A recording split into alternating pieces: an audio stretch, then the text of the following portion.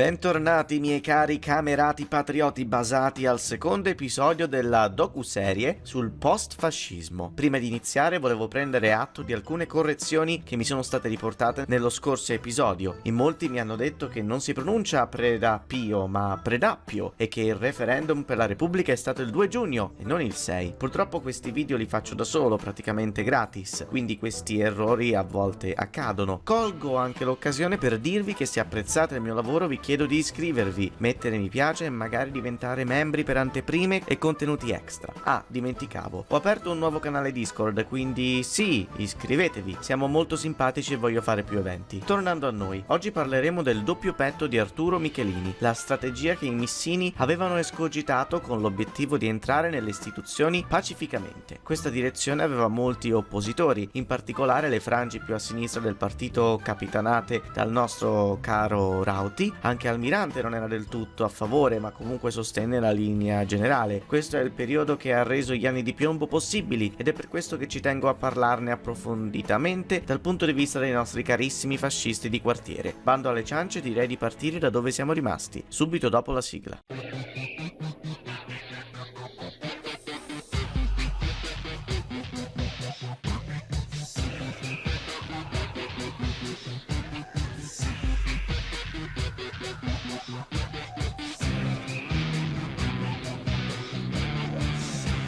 Di tutti i giornali, nessuno escluso, che descrivono la situazione di Montecitorio. Parlo di aula vile e incapace. Ecco, Se però... questa è la democrazia, io democratico non sono.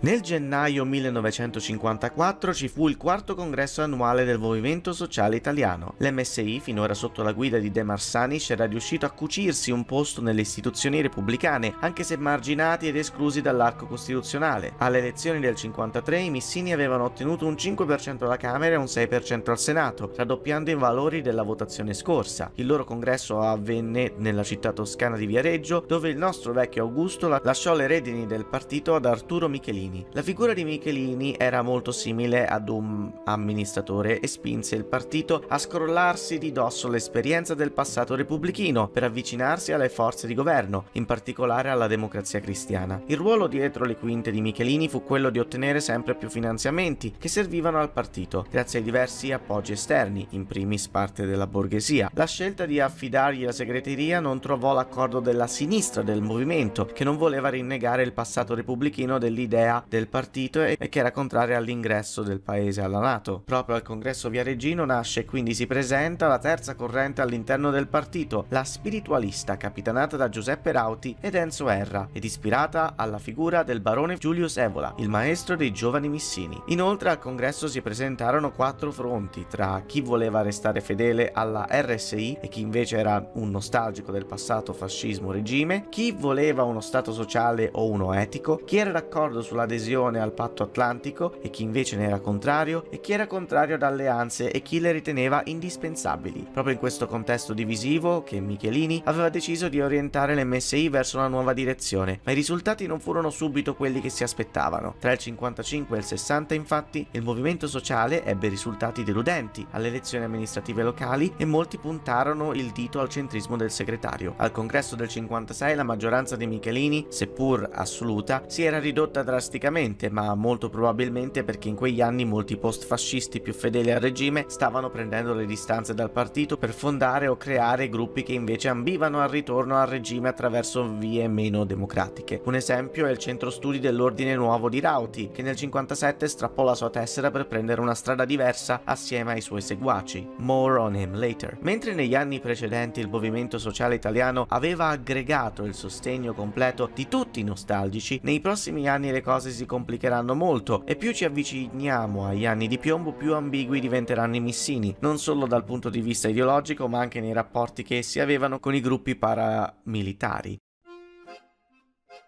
Abbiamo già stabilito che il movimento sociale stava attraversando un periodo di crisi, ma anche la DC non era messa particolarmente meglio. Poco prima delle elezioni del 53 la corrente predominante della democrazia cristiana era quella degasperiana, che nonostante il suo orientamento centrista aveva molti membri provenienti dalla destra liberista atlantica che sosteneva misure di austerity e privatizzazione. Alcide De Gasperi, presidente del Consiglio in quel periodo, dipendeva dal sostegno di questa categoria politica, ma non mancarono le misure di sinistra come la riforma agricola del 50 e gli investimenti per la creazione di un settore energetico pubblico. La maggioranza interna al partito iniziò a tentennare con l'arrivo della legge elettorale Scelba, anche detta legge truffa, che introduceva un premio di maggioranza per il partito che raggiungeva il 50% dei voti. Questa misura fu odiata da molti perché fu percepita come una limitazione alla rappresentanza parlamentare e la DC ne soffrì moltissimo a livello elettorale. Da lì a poco De Gasperi si ritirerà dalla vita politica lasciando le redini del partito ad Attilio Piccioni, anche lui esponente di destra che però non rimase ai vertici a lungo visto il coinvolgimento di suo figlio nelle indagini per il caso Montesi. Da lì a poco arriva Amintore Fanfani, il centrista per convenienza ed efficienza, che inizierà la lenta transizione verso una democrazia cristiana aperta alla sinistra, ma non ci siamo ancora. Tra il 53 e il 55 i capi di governo principali sono stati Giuseppe Pella e Mario Scelba, entrambi esponenti degasperiani del partito, ma le cose cambiarono drasticamente con la fine del settennato di Luigi Einaudi. Il Parlamento doveva eleggere il nuovo Presidente della Repubblica e la DC era tutt'altro che unita. Fanfani voleva che tutti i parlamentari votassero per l'allora Presidente del Senato, Cesare Mezzagora, esponente liberista popolare con forti rapporti con la Confindustria, ma la balena bianca era divisa. In quel periodo la DC era divisa in due gruppi principali, coloro che sostenevano Fanfani e tutti gli altri. In questa seconda sezione, denominata dai giornali il gruppo della concentrazione, era composta da popolari sia di destra che di sinistra, tipo la corrente Primavera Atlantica composta da Andreotti, Gonnella e Pella, ma anche la corrente di sinistra interventista della base, con Tambroni, Sullo e l'attuale presidente della Camera Giovanni Gronchi, storico rivale politico di De Gasperi sin dai tempi del ventennio. Questi simpaticoni fecero i franchi tiratori, ovvero quando Fanfani gli diceva di votare in un modo, loro facevano di testa loro. Dopo vari scrutini, i rappresentanti di queste correnti cominciarono a vedersi per scegliere un candidato che mettesse tutti d'accordo. Optarono per Gronchi, anche perché sapevano che la candidatura sarebbe stata gradita anche a molti socialisti. Quello che però molti non si aspettavano fu il sostegno da parte dei missini e dei monarchici alla candidatura del presidente della Camera. La DC non prese atto all'inizio del loro sostegno, dopotutto c'era l'arco costituzionale e nessuno voleva lavorare con i fascisti, ma ci saranno varie eccezioni come vedremo presto. Gronchi era un personaggio particolare, essendo un politico appartenente all'opposizione degasperiana. Era anche contrario ad un'Italia atlantica e condivideva molte posizioni non solo con i socialisti ma anche con i missini, in particolare sul fronte dell'economia pianificata. Ma soprattutto Gronchi era chiaramente ambizioso, molto eccentrico e, se vogliamo fidarci della caratterizzazione offerta da Montanelli, un grande opportunista. Fanfani, dopo aver valutato il contesto, chiese a Gronchi di ritirare la sua candidatura, ma dato che l'iniziativa della sua elezione era partita da altri, Gronchi si rifiutò espressamente di farsi da parte. Alla fine Merzagora fu quello a fare un passo indietro e il resto della DC votò per Gronchi con la coda tra le gambe. Agli occhi di Michelini questa era una vittoria concreta, la prova che il movimento avesse dopo tutto lo spazio di manovra per fare la differenza. I missini si resero conto che nonostante i voti vacillanti c'era gente disposta a tollerare la loro collaborazione e che soprattutto era possibile trarre vantaggio dalle divisioni interne della democrazia cristiana.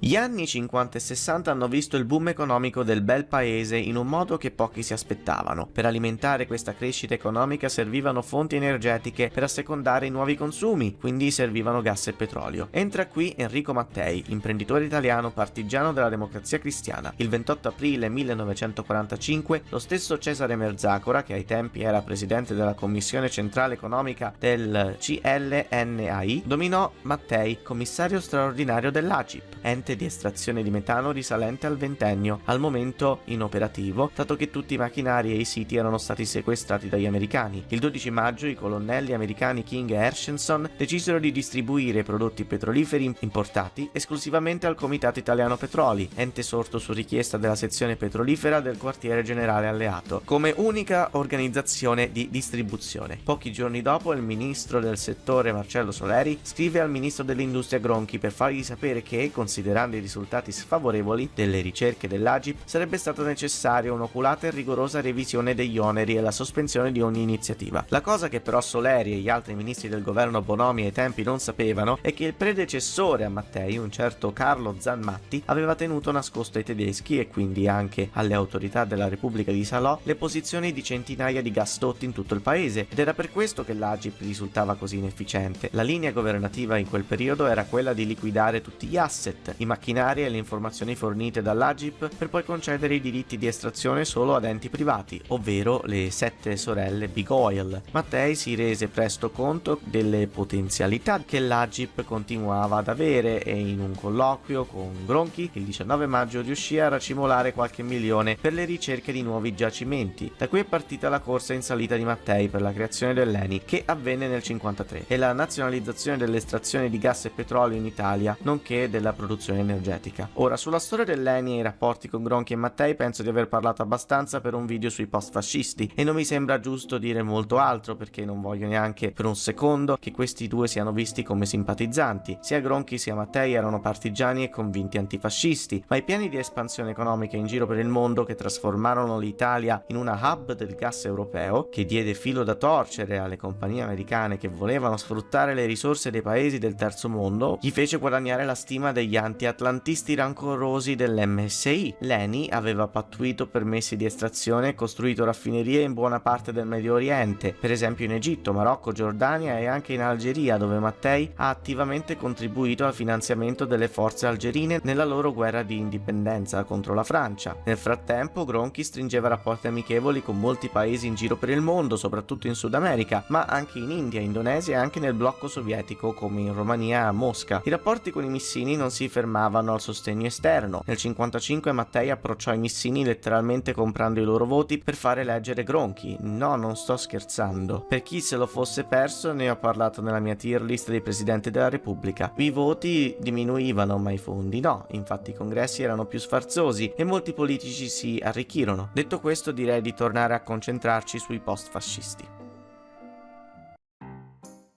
Nel 1958 i missini riuscirono per la prima volta ad assumere un ruolo istituzionale. Era il 30 ottobre e la regione Sicilia doveva eleggere il suo nuovo presidente del Consiglio. Il candidato scelto da Fanfani era un certo Giuseppe La Loggia, ma come nel Parlamento nazionale non tutta la DC era d'accordo con la scelta del proprio segretario. Entra quindi il nostro protagonista, Silvio Milazzo, che pur di non darla vinta a quel nano maledetto riesce a mettere insieme praticamente tutto il resto del Consiglio regionale. Milazzo divenne presidente della regione autonoma dal 1958 al 59 con un'originale coalizione fra l'Unione Siciliana Cristiano Sociale, suo partito che si era diviso ormai dalla balena bianca, il Partito Socialdemocratico Italiano, il Partito Liberale Italiano, il Partito Repubblicano Italiano, il Movimento Sociale Italiano e l'appoggio dei socialisti e dei comunisti, allora capitanati in Sicilia da Emanuele Macaluso. Il fenomeno ebbe un impatto a livello nazionale ed è oggi citato come esempio che supporta l'evidenza della teoria a ferro di cavallo, che sostiene che il fascismo e il comunismo siano in realtà molto simili. Linea di pensiero che non condivido per niente, perché è troppo grossolana e ignora le particolarità del comunismo e del fascismo italiano. Il governo durò pochissimo e Milazzo fu presto costretto a dimettersi dopo che alcuni dei suoi consiglieri furono scoperti per aver accettato tangenti. Poi diciamoci la verità, fascisti e comunisti italiani che lavorano insieme non scherziamo, ma rimaneva un segnale alquanto allarmante. Fu proprio sull'onda di questa vicenda assurda in Sicilia e nel viaggio controverso del presidente della Repubblica a Mosca nel febbraio 1960 che il governo di quel periodo, il secondo di Antonio Segni, che era stato al governo da poco più di un anno, che il segretario dei liberali Giovanni Malagodi ritirò il sostegno parlamentare, costringendo Segni alle dimissioni. Prossimo nella linea di successione, almeno secondo Gronchi, doveva essere il suo braccio destro e ministro del bilancio Fernando Tambroni, storico esponente della base e convinto aperturista a sinistra. Cioè all'inizio si provò a optare per Piccioni, Leone e Di Nuovo Segni, ma non sembrava esserci spazio per una nuova alleanza, quindi la classe dirigente si accontentò di un monocolore democristiano per votare la legge di bilancio e fare bella figura per le Olimpiadi. Doveva essere un governo fermacarte, ma il Parlamento non era convinto. Tambroni voleva che fosse un governo DC di centrosinistra, cosa che spaventò i liberali, i socialdemocratici e i repubblicani, repubblicani, ma anche i socialisti non sembravano convinti e alla Camera Tambroni non ottenne la fiducia, o almeno non quella che sperava, perché la maggioranza c'era, ma dipendeva dal sostegno del Movimento Sociale Italiano. Questa non fu la prima volta che si arrivò ad un risultato simile. Già nel 1957 Adone Zoli aveva ottenuto un risultato del genere, che però lo portò a dimettersi all'istante, vista la sua storia da convinto cristiano sociale partigiano, ma Tambroni non aveva così tanti scrupoli. Dopo una breve riflessione, Gronchi gli consigliò di proseguire e di chiedere la fiducia al Senato. Stessa cosa, maggioranza ottenuta con il sostegno della DC, i Missini e qualche monarchico. Vista la natura transitoria che la Balena Bianca aveva scelto per questo esecutivo, si decise di provare a concedere ai Missini la possibilità di sostenere esternamente il governo, e da lì partirono le danze.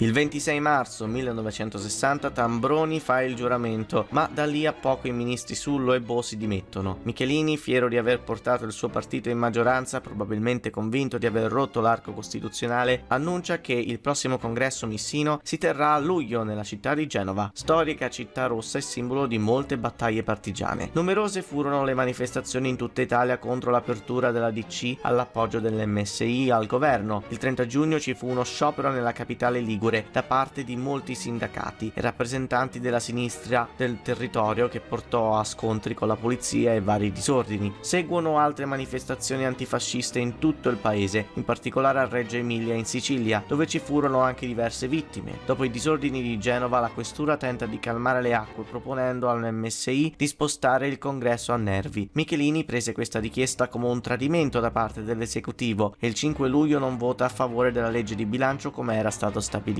Il congresso poi viene anche spostato. Il ministro dell'interno Spataro risponde alla Camera e al Senato alle interrogazioni parlamentari nelle quali sia Saragat che Nenni propendono per l'apertura della crisi, la quale avvenne da lì a poco. Tambroni tentò di dare la colpa del suo fallimento al coinvolgimento dell'Unione Sovietica nei fatti di Genova, cosa che convinse pochi e la fiducia non fu riconcessa. Questa vicenda portò non solo alla morte politica di Tambroni e il drastico logoramento dell'influenza di Gronchi, ma anche al rafforzamento dell'arco costituzionale, che ha condotto il movimento sociale a circa 15 anni di totale segregazione. Il partito rivedrà la luce solo con l'arrivo di Almirante, che piano piano iniziò a rompere alcune barriere. Negli anni 60 e 70 l'MSI esce di scena e assume un ruolo nelle retrovie negli anni di piombo. Rimangono ambigui sui loro rapporti con questi gruppi anche dopo quegli anni e tutt'oggi non è ancora chiarissimo il loro coinvolgimento, ma direi di lasciare le ricerche su questi avvenimenti alla prossima volta. Grazie ancora per aver guardato fino alla fine. Se il video vi è piaciuto vi invito ad iscrivervi, mettere mi piace e di diventare membri del canale. Vi ripeto che ho un canale Discord che vi invito a visitare. Sono molto contento di averlo ripulito perché quello vecchio era proprio un disastro. Ci vediamo alla prossima.